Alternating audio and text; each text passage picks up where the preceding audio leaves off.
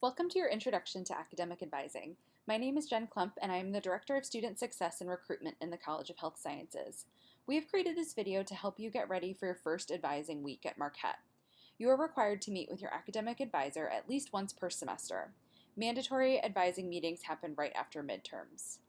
At your meeting with your advisor, you will discuss your progress in your classes so far this semester and start to prepare for next semester's registration. It is important that you come to your advising meeting as prepared as possible, and the content in this video will help you to do that. The first thing that you will do to prepare for advising is generate a report called your Degree Progress Report. This document outlines all of the requirements that you need to fulfill in order to earn your degree at Marquette. This is available to you at any time. To find it, log into Checkmark and click on the Degree Progress tile, which looks like this. Once you are in the Degree Progress tile, you'll see several options on the left. Select Academic Progress if it is not already selected. Then click on View Degree Progress Report, noted here with the red arrow. At this point, a PDF report will be generated. If not, you may need to disable pop-up blockers from your browser and try clicking View Degree Progress Report again. The report that you generate will look something like this. As you scroll down, you will see that there are 3 sections, each noted with a header highlighted in yellow. We will break those down in the next slides. First up is graduation requirements. This area shows your GPA requirements at the top, though unless you took summer classes, this section isn't very meaningful as a first semester student.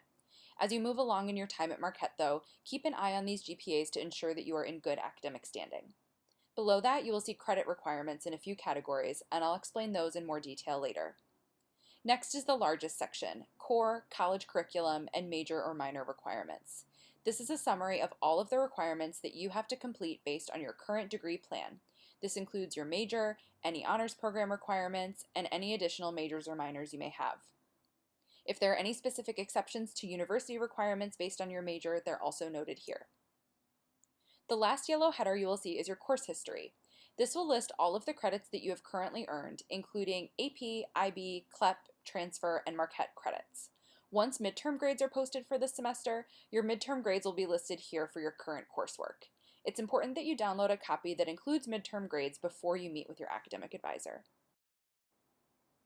So that's generally how the Degree Progress Report is laid out.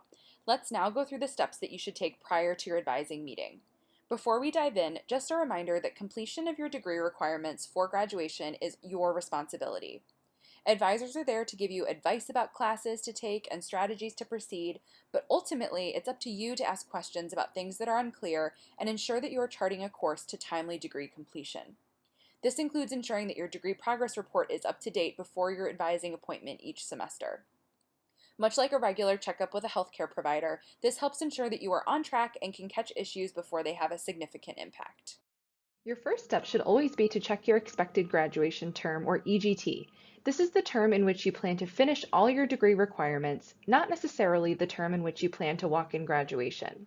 Most incoming freshmen will have an EGT of 2025 spring term, but if you have a significant number of test or transfer credits, you may see that yours is earlier. If it is incorrect, you can email your corrected EGT to our records coordinator, Barb Bergia, at the email address you see here, or let your advisor know during your meeting. Next, it's important to verify that you're on track to meet the minimum GPA requirements for your degree, your majors or minors, and the honors program if that applies to you. As a first semester student, these will likely say not satisfied for now since most of you don't have a GPA yet, but once you do, it's just a good idea to keep an eye on them each semester. Next, you'll want to verify that you're on track to fulfill all your degree requirements. Here you'll have to do some simple math. In general, the chart tells you how many credits are required in each category, how many you've already completed, and how many you're currently enrolled in. You'll want to check the math each semester to ensure that you're staying on track to graduate in the timeline that you're seeking. First up is required degree credits. All students in the College of Health Sciences are required to complete 128 credits by the time they graduate. If you ever want to know how many more credits you need to graduate, you'll add up your completed and in-progress credits and then subtract that number from 128. Once you have that number, you can then divide by however many semesters you have left to see how many credits you should take each semester. Upper division credits at Marquette are defined as 3,000 level or higher classes. You'll need at least 32 of these credits before graduating. Senior residency credits are something that you'll need to pay attention to as you get close to your senior year. Basically, your final 30 credits need to be taken at Marquette. Last but not least, you need to take at least 45 credits total at Marquette, which is what overall residency signifies. For all of these categories, that same math applies. Add up your completed and in-progress credits in a category and subtract from the required credits to see how many you have left to complete. The last step is to ensure that all of your course requirements for the university core, college core, and your declared majors and minors are on track to be fulfilled. When you look at each requirement on your degree progress report, you'll notice that if you have completed the requirement, you see the word satisfied underneath the header. In-progress credits count as satisfied and populate these boxes because the report assumes that you will successfully complete them. If you haven't yet taken the class or classes that fulfill a requirement, it will say not satisfied in red. As a first-year student, you will see most requirements still showing as not satisfied. However, you should still double-check that your test and transfer credits, as well as any in-progress credits, are populating the requirements that you expect them to.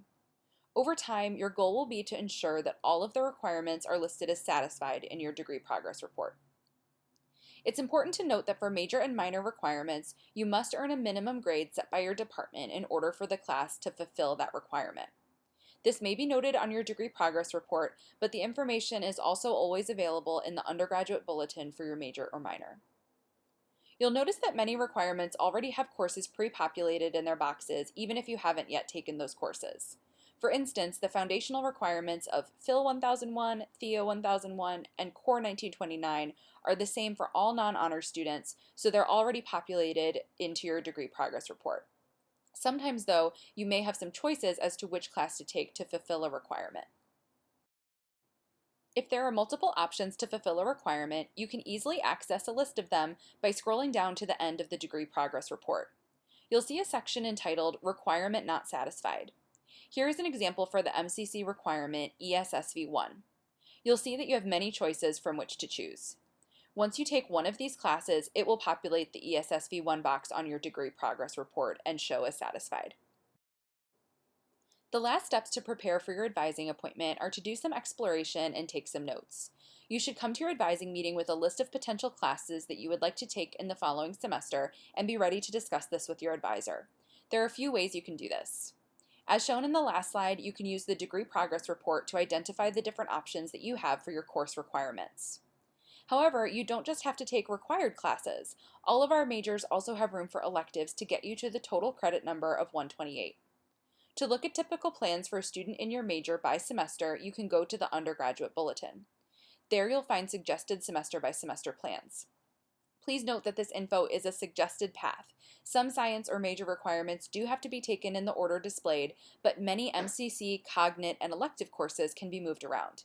Basically, treat this as a jumping off point as you generate ideas for classes. It's also important to research the professional program of your choice and ensure that you have identified the prerequisite courses you may need to take that are not already built into your curriculum. You may find that some of these are courses that you will need to take down the road, but it's just good to keep them in mind to ensure that you'll have room to fit them in the future. Next, it's important to figure out what classes are actually being offered next semester, since some classes are only offered once per year. Check out the schedule of classes to see what is being offered and start narrowing down your list of options for next semester. I suggest that you have an ideal schedule as well as a few backup plans, knowing that as you move along in your time at Marquette, you will get earlier registration times, which will make enrolling much easier. Last but certainly not least, write down any other questions you have for your advisor. This is your time, so make the most of it. Is one of your classes not going super well? Talk to your advisor about your options for more academic support or potentially dropping the course. Do you want to study abroad in the future? Start planning for that now. Are you thinking about taking a summer course? Ask about that process. Your advisor is here to help, but ultimately you need to be the one driving the agenda. Different majors and advisors handle advising sign-up and meetings a little bit differently, so be on the lookout for more information in your introductory class and in your Marquette email. In the meantime, if you want to check who your advisor is, you can do so by clicking on the Manage Classes tile and checkmark, then selecting Advisors on the left side of the screen. Their name and email address will pop up. You may have more than one advisor if you're in any special programs like honors or EOP, but you're still required to meet with the advisor for your academic undergraduate major prior to registration each semester. I hope this presentation helps you feel more prepared and empowered to attend your first advising session. We are here to support you during your time at Marquette, so please don't hesitate to reach out.